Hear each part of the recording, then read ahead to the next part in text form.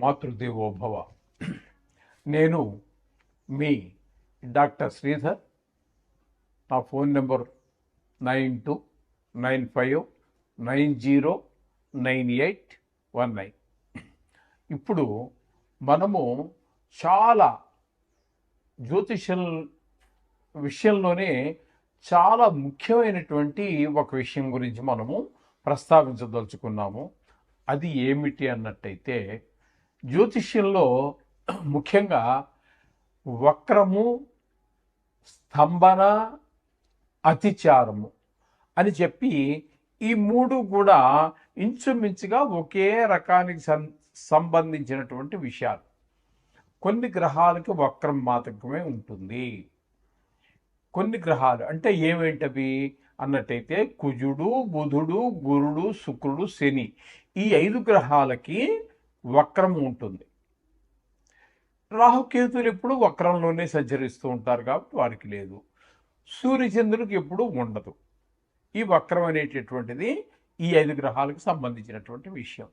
ఇకపోతే స్తంభన అనేటటువంటిది ఉంటుంది. అది కూడా ఇంచుమించుగా ఇదే కోవకు చెందినటువంటిదే.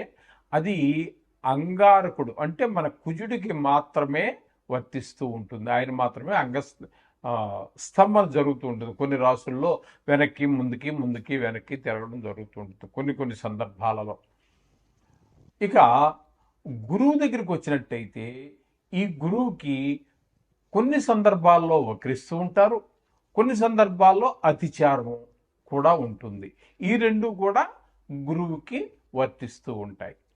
అతిచారము అంటే ఏంటి, వక్రము అంటే ఏమిటి అంటే, ఒక గ్రహము దాని యొక్క పరిధి, దాని యొక్క కక్ష్యలో తిరిగేటప్పుడు అన్నిటి కక్ష్యలు ఒకే డిస్టెన్స్లో ఒకే దూరంలో ఉండవు. కొన్నిటి యొక్క కక్ష్య చాలా చిన్నదిగా ఉంటుంది, కొన్నిటిది పెద్దదిగా ఉంటుంది. ఈ చిన్న కక్ష్యలో తిరిగేటటువంటి ఈ రవి, బుధుడు వీళ్ళు ఉన్నారు చూడండి, ఇంచుమించుగా నెల తిరుగుతారు కాబట్టి వారి కక్ష్య చాలా చిన్నదిగా ఉంటుంది. అలాగే ఒక శుక్రున్నో మరి ఎవరో పెద్ద గ్రహాలు కనుక తీసుకున్నట్టయితే వారి బాగా పెద్దది ఉంటుంది. ఒక వృత్తం పూర్తిగా చూసుకురావాలి అన్నట్టయితే 12 రాసుల్ని వాళ్ళకి చాలా టైం పడుతుంది. అందుచేత వీళ్ళకి ఏంటంటే కొంచెం పెద్దగా ఉంటుంది కాబట్టి అలా ఆ కారణం చేత ఆ ముందుకు వెళ్ళినటువంటి చిన్న వృత్తంలో తిరిగేటటువంటి గ్రహం ముందుకెళ్ళినట్టుగా మనకు కనిపిస్తుంది. ఈ పెద్ద వృత్తంలో తిరిగేటటువంటిది వెనక్కి పడినట్టుగా కనిపిస్తుంది. నిజానికైతే వక్రము అనేది లేదు, కానీ ఫలితాలైతే అవే ఫలితాలు ఇస్తూ ఉంటాయి. వక్రం నుంచి చూసినా అక్కడి నుంచి ఏ స్థానంలో ఆయన కరెక్ట్గానే తిరుగుతున్నాడు, కానీ ఆయన అక్కడి నుంచి ఆ గ్రహం యొక్క రేస్ అంటే కిరణాలు ఏవైతే ఈ భూమి మీద ఉన్నటువంటి ఈ మానవుడి మీద పడుతున్నాయో ఆ ప్రదేశంలో ఉన్నటువంటి ఆ రేస్ యొక్క ప్రభావమే మనిషి మీద కనిపిస్తూ ఉంటుంది. ఇది వక్రము. ఇక్కడ అతిచారము అంటే నిజానికి గురువు ఒక రాశిలో 1 సంవత్సర కాలం పాటు ఉండాలి. కొన్ని అలాగే ఉంటారు కూడా. అప్పుడప్పుడు వక్రించడం అనేది మామూలు అనుకోండి. అప్పుడప్పుడు ఈ అతిచారం కూడా. అతిచారం అంటే ఒక్క రాశిలో సంవత్సర కాలం పాటు ఉండవలసినటువంటి ఆ గ్రహం సంవత్సరము ఉండకుండా ముందుకు వెళ్ళిపోతుంది. మళ్ళీ కొద్ది కాలం తర్వాత మళ్ళీ వెనక్కి వచ్చేస్తుంది. అది వేరే విషయం. ఈ ముందుకు వెళ్ళిపోయేది ఏదైతే ఉన్నదో, ఏ రాశి నుంచి ఉండకుండా అక్కడ సంవత్సరం పాటు ఉండకుండా ముందుకు వెళ్ళిందో దాన్ని అతిచారము అంటారు. అంటే చరించడం అంటే తెలుసు కదా, కదలటం. అతిచారము అంటే స్పీడ్గా కదలటం అని అర్థంలో మనం చెప్పుకోవచ్చు ముందుకి. ఇక్కడ ఇప్పుడు ఈ సంవత్సరంలో ఇప్పుడు మనం చెప్పుకోబోతున్నటువంటి విషయం ఏమిటంటే, గురువు మనకి 18వ తారీఖు అక్టోబర్ నెలలో వరకు ఆయన మిథునంలోనే ఉంటారు. మిథునంలోనే సంవత్సరం కాలం ఉండాలి. కానీ 18 తర్వాత ఏమవుతుందంటే 19వ తారీఖు నుంచి ఆయన అతిచారం వలన కర్కాటక రాశి, మిథున రాశి తర్వాత వచ్చేటటువంటి కర్కాటక రాశిలో ప్రవేశిస్తూ ఉన్నారు. తద్వారా ఫలితాలు ఏమైనా మారుతాయా? మారితే ఎవరికి అనుకూలంగా ఉంటాయి, ఏ రాసుల వారికి, 12 రాసులు కదండి, ఏ రాసుల వారికి అనుకూలమైన ఫలితాలు ఉన్నాయి, ఏ రాశుల వారికి ప్రతికూలమైన ఫలితాలు ఉంటాయి అనేటటువంటిది ఇక్కడ మనం చెప్పుకోబోతున్నాం. అయితే దీనివల్ల మామూలుగా దేశమాన కాల మరి పరిస్థితులకు వేరుగా ఉంటుంది రిజల్ట్. మామూలుగా జాతక రీత్యా మనుషులకి సంబంధించినటువంటిది మామూలు ఫలితాలనే మనం ఇస్తుంది కూడా, ఈ విధంగా ఉంటుంది. అయితే ఇక్కడ మరొక విశేషం ఏంటంటే, ఈ మధ్యలో ఈ అతిచారంగా ఉన్నటువంటి కాలంలోనే ఆయన మరలా నవంబర్ 12 నుంచి మార్చి 14 వరకు ఆయన వక్రగతిలో కూడా ఉన్నారు. అతిచారమే ఒక విశేషం అనుకుంటే, ఆ అతిచారంలో వక్రగతిలో ఉండటం అనేటటువంటి మరొక విశేషం. ఇటువంటివన్నీ కలిసి ఈ సంవత్సరంలో మనకు వస్తున్నాయి కాబట్టి ఇప్పుడు మనం దాని గురించే చెప్పుకోబోతున్నాం. అయితే ఈ అతిచారం వల్ల మిథున రాశిలోంచి కర్కాటక రాశిలోనికి ఆయన ప్రవేశించడం ద్వారా వచ్చినటువంటి తేడా ఏమీ ఉండదు. కర్కాటక రాశిలో ఏ రాశి వారికైనా సరే, కర్కాటక రాశిలో కనుక గురుడు ఉంటే ఏ ఫలితం, ఇప్పుడు మేషరాశి వారు ఉన్నారు, మేషరాశి వారికి కర్కాటకం 4వ రాశి అవుతోంది కాబట్టి 4వ స్థాన ఫలితాన్నే ఇస్తారు. అలాగే సింహం ఉంది, 5వ సింహం ఉందనుకోండి, వృషభం ఉందనుకోండి, వృషభానికి 3వ రాశిలో కర్కాటకం, అంతే కదండి. అంచేత 3వ రాశి ఫలితాన్ని ఇస్తారు. మిథునానికైతే 2వ స్థానంలో ఉన్నట్టుగా మనం పరిగణలో తీసుకుంటున్నాం. కర్కాటకం మిథున తర్వాత కర్కాటకమే కదండి, అంటే 2వ స్థానంలో ఫలితాన్ని ఇస్తారు. ఇప్పుడు కర్కాటకమే తీసుకున్నాం, కర్కాటకంలోకి వచ్చారు కాబట్టి అది జన్మ రాశిలో గురువు ఉంటే ఏ ఫలితాన్ని ఇస్తారో అది ఇస్తారు. అదే ఇప్పుడు మనం చెప్పుకోబోతున్నటువంటి విశేషం కూడా. అయితే ఈ వక్రంలోకి వచ్చిన తర్వాత ఫలితాలు ఏ విధంగా మారతాయా అని చాలామందికి డౌట్ ఉంది. చాలామంది నా దగ్గర నేర్చుకున్నటువంటి కొంతమంది శిష్యగణం అయితే కానివ్వండి, లేకపోతే వాళ్ళు ఈ వృత్తిలో ఉండొచ్చు, లేకపోవచ్చు, లేకపోతే వారి ఇంటి దగ్గర చదువుకున్నటువంటి ప్రాక్టీస్ చేసేవాళ్ళు కావచ్చు, చాలా చాలా చాలా ఫోన్లు నాకు ఈ వక్రం గురించి, ఈ అతిచారం గురించి, ఈ అతిచారంలోనే వక్రం గురించి చాలామంది ప్రశ్నించడం జరిగింది. అందుచేత నేను అనుకోవటం, అటు ప్రేక్షకులతో పాటుగా ఇటు ఆస్ట్రాలజీ నేర్చుకున్నటువంటి, జ్యోతిష్యం నేర్చుకుంటున్నటువంటి విద్యార్థులు కానివ్వండి, అయితే వేరే ఎవరికో చెప్పాలని కాదు, వాళ్ళకి వాళ్ళు తెలుసుకోవాలని ఉద్దేశం కానివ్వండి, వారికి ఈ సంశయాలు తీరడానికి ఇందులో అవకాశం ఉంది.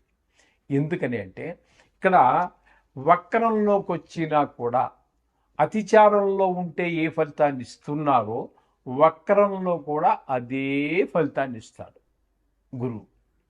ఎందుకని అన్నట్టయితే, వక్ర మార్గంలో సంచరించేటప్పుడు గురువుకు మిగతావన్నీ కూడా వెనక స్థాన ఫలితాన్ని సూచిస్తూ ఉంటాయి. ఇది మిగతా గ్రహాలన్నీ, కుజుడు కానివ్వండి,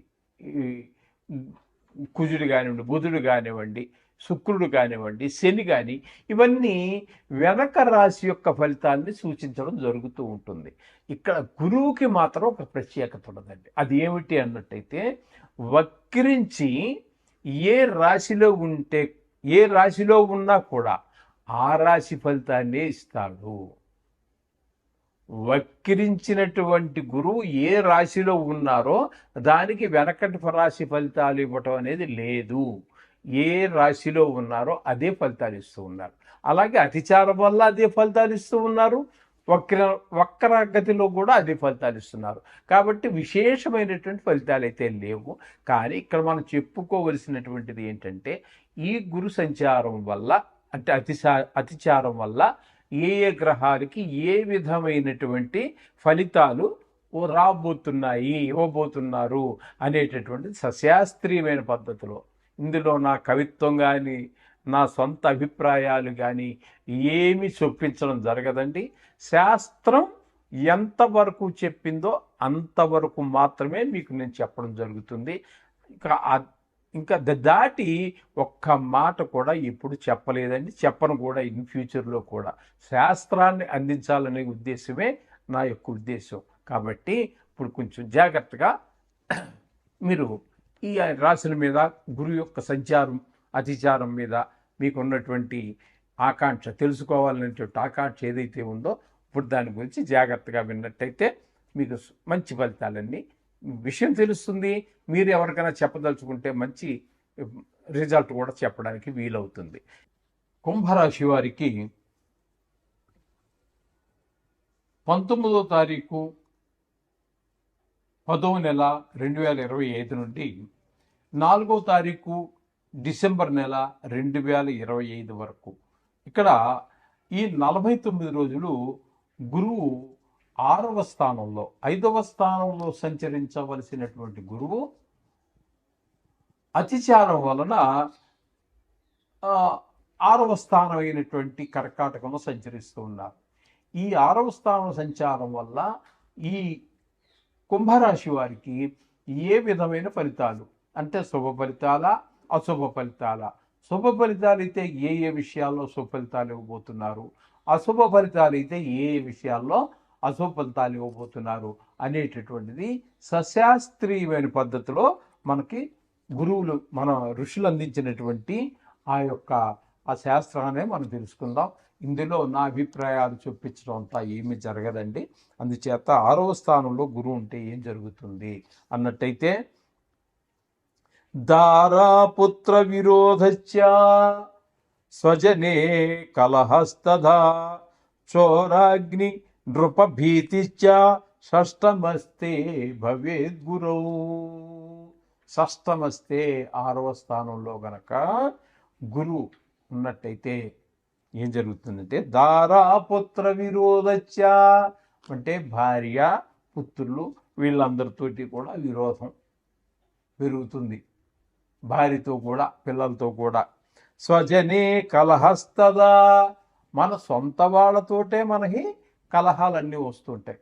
మన సొంత వాళ్ళే అన్నలో కావచ్చు, తమ్ముళ్ళు కావచ్చు, నాన్నగారు కావచ్చు, అమ్మగారు కావచ్చు, వాళ్ళందరితో కూడా మనకి మన దాయాదులు కావచ్చు, అందరితో కూడా మనకి గొడవలు వస్తూ ఉంటాయి 6వ స్థానంలో. చోరాగ్ని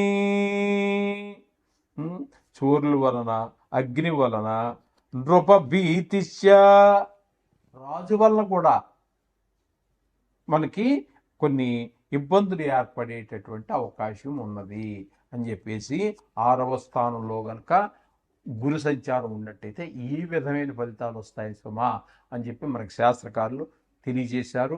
అందుచేత ఏ ఏ విషయాలలో మనకి చెడు జరగబోతోందో ఆయా విషయాల్లో మీ వంతుగా మీరు వాటినన్నింటినీ తగ్గించుకునే ప్రయత్నం చేయండి. తదుపరి ఎలాగూ మనం ఆ భగవంతుడి దగ్గర కూర్చున్న 2 నిమిషాలు 3 నిమిషాలు 5 నిమిషాలు చేస్తాము. కొంచెం దుష్ట ప్రభావం ఎక్కువగా ఉంది కాబట్టి గురువారం రోజున కాసిని శనగలు తీసుకెళ్ళి ఆ గురువు పాదాల దగ్గర వేసి నమస్కారం చేసుకోండి.